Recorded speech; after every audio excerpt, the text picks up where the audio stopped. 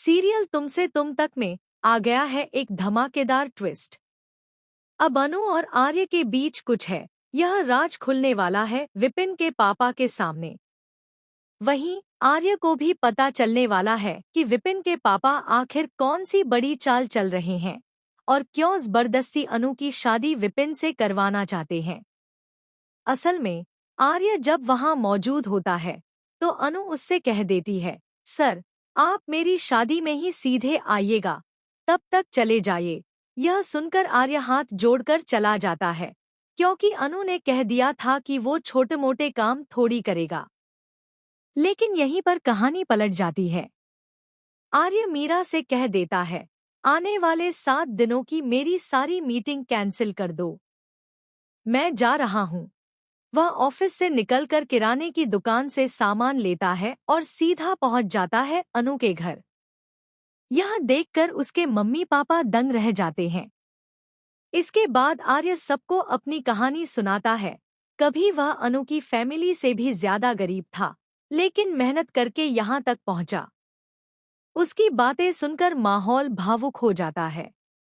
उधर अनु परेशान है। साड़ी खरीदने का प्लान बनता है, लेकिन घर के काम की वजह से अनु आर्य को घर पर रोक लेती है और मम्मी पापा साड़ी लेने चले जाते हैं। इसी बीच रघु फोन पर उस दुकानदार से बात करता है जिसकी दुकान अनु के पापा से हड़प ली गई थी।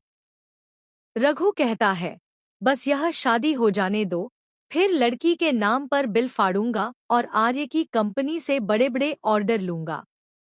आर्य यह सब सुन लेता है और गुस्से में भर जाता है। तभी जब घर पर सिर्फ अनु और आर्य होते हैं, अनु कहती है, आप जानते हैं इस शादी में मेरी मर्जी नहीं है, फिर भी आपके कहने पर कर रही हूँ।